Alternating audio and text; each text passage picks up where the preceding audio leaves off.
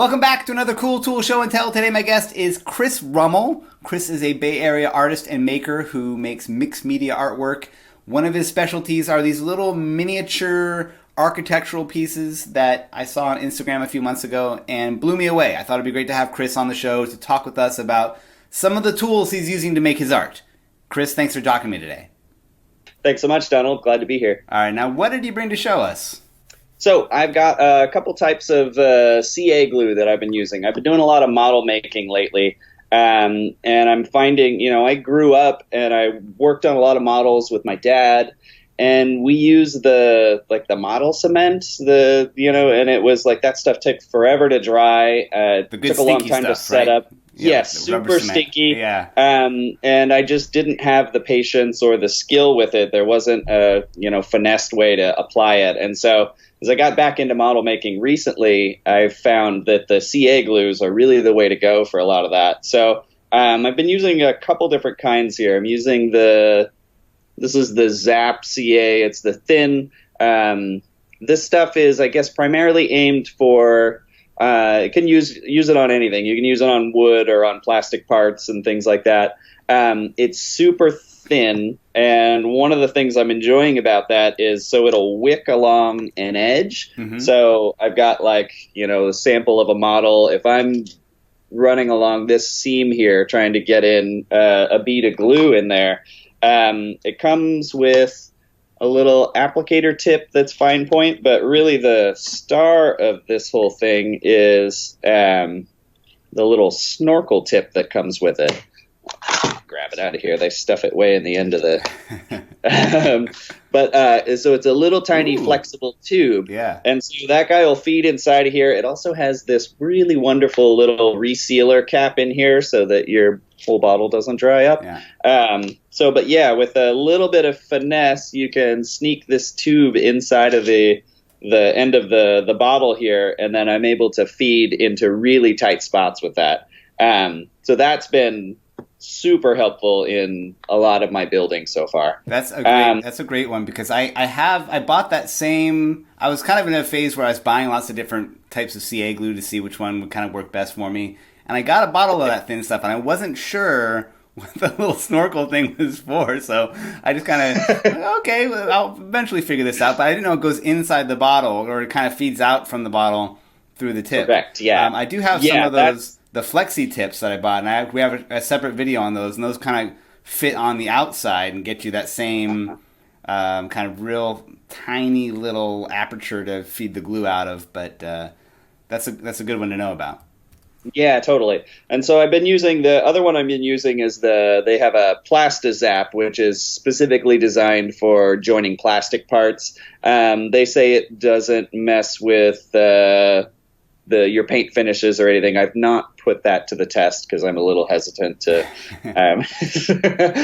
to run experiments on my projects. But a similar thing, it's got the fine tip nozzle on there.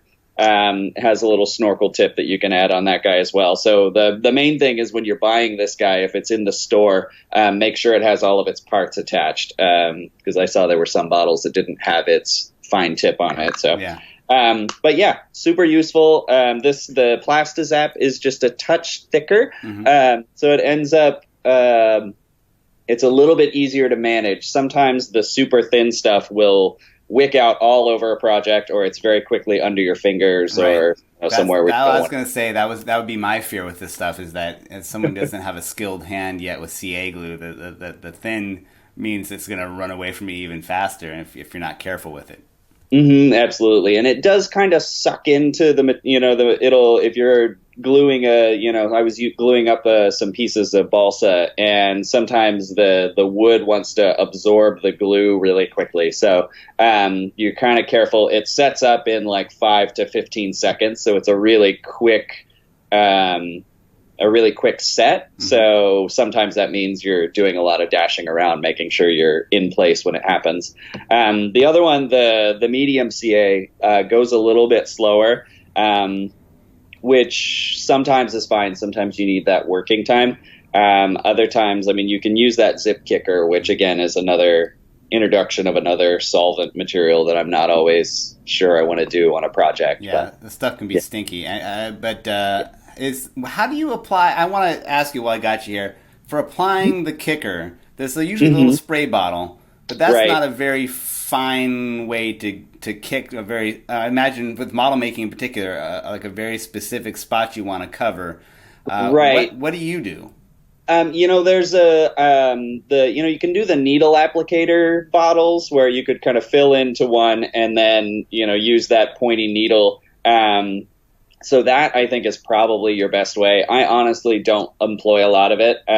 Most of the time I'm working on, I'll stay and hold it or I'll clamp it up and I'll let it go from there. Because I'm reluctant. Yeah. Right. Exactly. Cool. And I still want to ask you a little bit more about the Plasti-ZAP, because that's one I've never come across before. It's specific for adhering plastic together, so it might not be a great option if you're thinking about doing wood to plastic or other materials, whereas the CA glue in general is going to cover you on other things. Yeah, and that's the surprising part, right? I bought it and I honestly wasn't quite sure. I didn't read specifically that it was only for plastic, and so I kind of just went for it. And I successfully bonded a little piece of styrene onto a piece of wood, and that joint was super strong, as strong as any other CA joint I've done. So I don't know if it's maybe not specifically recommended for it, but I had great success with it. So, I'd say it's worth a try. Yeah. The pitch for that particular kind of glue, though, is, from what I understand, that if you're a model maker and you perfectly painted up the finish of your model pieces on plastic, if you're using that, it's less likely to eat away at the paint job you've done on the model. Correct. Yeah, which is, always a danger and a heartbreaker if you've gone far into something and then you're reattaching. I mean, that's sort of, I think, if you break a bond or something, or an afterthought, adding something in and then having it melt your paint off is a bummer for sure. Yeah. All right. And I know I could keep asking you questions here, but I also, while I got you here, I got to ask you, because I'm always looking for CA glue tips. Not literally, but using useful application tips. It still doesn't sound like what I'm trying to say. But for when you're storing CA glue, I've been told that you can kind of make it last longer if you refrigerate it. Or is there any tricks about keeping CA glue from crusting up or making it have a longer lasting shelf life? Yeah, I mean, that's a good question. I've run up against it myself. Definitely, once you get into the the bottom of the bottle, you're sort of it's only a matter of time. Honestly, I mean, I think my most successful point so far has been to buy it in the smaller quantity bottles rather than buying the big bottle. Buy two of the little guys. It might be more expensive, but I'm finding that I've not kept it in the refrigerator or anything like that. And for the most part, I've been okay. I mean, a lot of it is making sure that you're capping it up tightly. And I think that the thing with the Plasti-ZAP and their kind of bonus closer tip here, I've had pretty good success with that so far.